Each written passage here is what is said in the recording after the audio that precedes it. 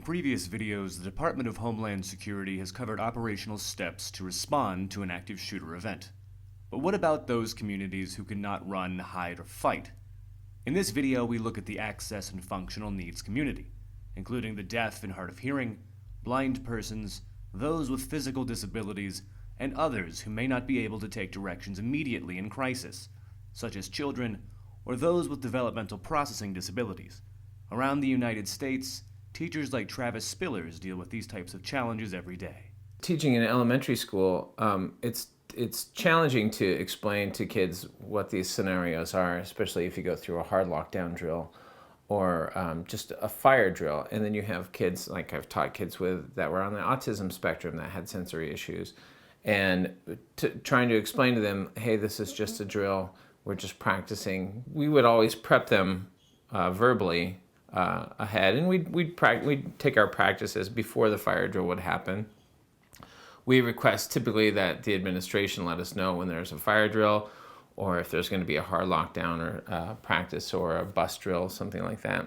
But it's for kids especially that have communication issues to try to communicate back and forth to them during a hard lockdown drill is it can be really challenging. I mean, a lot of them will pick up on their peers and understand, like, we're sitting in the corner and we're hiding, but to try to explain the enormity of it, if it were a real scenario, could be challenging. One of the things we need to do, besides telling people that they should run, hide, or fight, is what to do when they can't, what to do to assist somebody else who may not be able to. You really need to have at the table people representing a wide variety of the population. You think you know who works for you, you don't necessarily know who's coming through these kinds of public places. This is why you need to engage your folks locally, because it's such a wide variety of different things depending on the particular issue. There's a natural human tendency to want to try and make sure that we take care of everybody.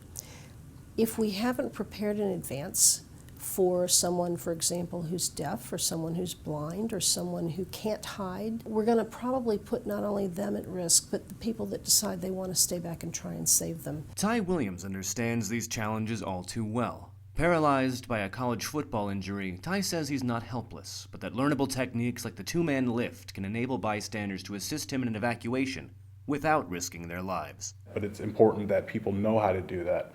Because, I mean, I've been through it myself, just trying to talk to my friends through it, and sometimes, and they're just very cautious because they kind of think like you're fragile and whatnot because you're in a chair, so they're kind of very hesitant about things.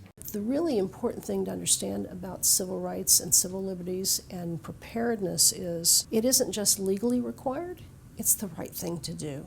Minutes away from Cameron Quinn's office is Gallaudet University, the first school for advanced education of the deaf and hard of hearing in the world. Run by Ted Barron, the Gallaudet Security Division focuses on incorporating alternative warning methods for a campus predominantly occupied by students who cannot hear a traditional alert or siren. Our biggest concern is how do we communicate these things out? How do we make sure that the student body or the campus is made aware, and that's our biggest challenge. How are they going to respond to law enforcement? How's law enforcement going to respond to them? Because there's a lot of quick communication that takes place there. We try to tell them what they should expect on their end, as far as you may not get a reaction, you may get a reaction that you don't expect to get. But we also try to communicate that on our end as well, when we tell them that when there is law enforcement response, do these following things just so that you're cooperating or you're appearing to cooperate. So there's just so many little things that get overlooked, and that's unfortunate. What I've learned is you really have to take kind of the 10,000-foot view and say, I've never met a deaf person before in my life, so now what do I need to do? I think the technology that we're using, our K through 12 is using a wonderful technology where they have an actual ASL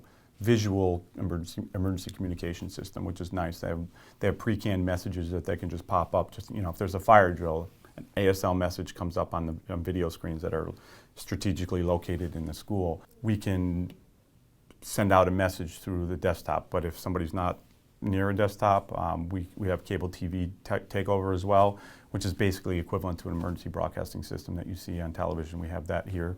And then we utilize a separate system that taps into email and SMS. And that's pretty reliable. That information gets out there pretty quickly. So they're relying on their personal devices just like the hearing community does, but we solely rely on that. And we can actually localize some of these messages. So if there is a suspicious person in the academic building, we can specify, we can send a message that says to that building, say there's a suspicious person in this building, lock your building down, while we can send a message out to the rest of the community that says shelter in place, do not enter, messages that are related to any Clery crime, which means that any crime on campus or near the campus, which gets them used to looking at the device when it pops up and you see a message from the Department of Public Safety, so it's nice. When we really need it, hopefully they'll be comfortable enough to utilize that. One thing that I've done in all of my classes is we teach curriculum for mindfulness. And we talk about the amygdala, which is our security guard and is there to keep us safe. And that's a really good way for them to understand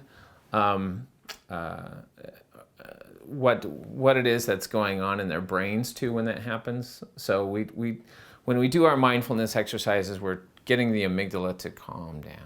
We're letting the amygdala know that we're in a safe place, in the school. That seemed to work really well when we had to do the hard lockdown drills. I keep referring back to the hard lockdown drills because that's where I feel like the biggest concern would be just trying to remain calm and hidden away. We have all sorts of problems. There could be a lot of running, in not a good way, and hiding and fighting.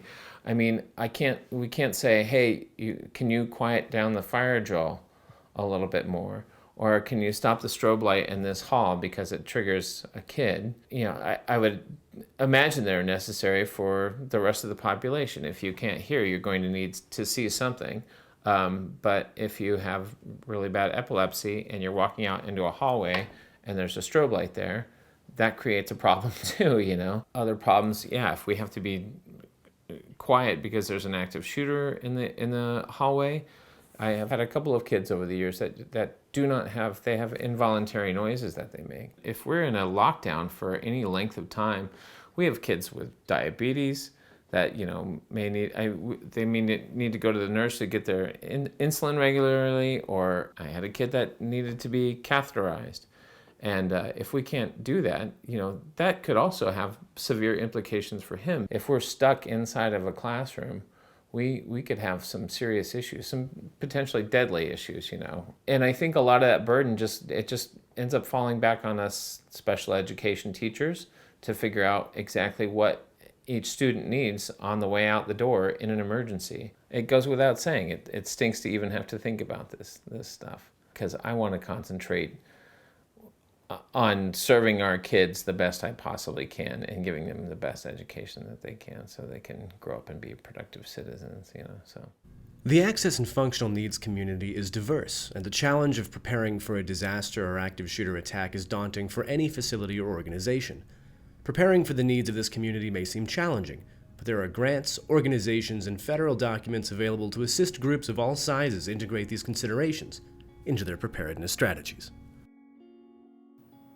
For more information, please visit the resources found at cisa.gov.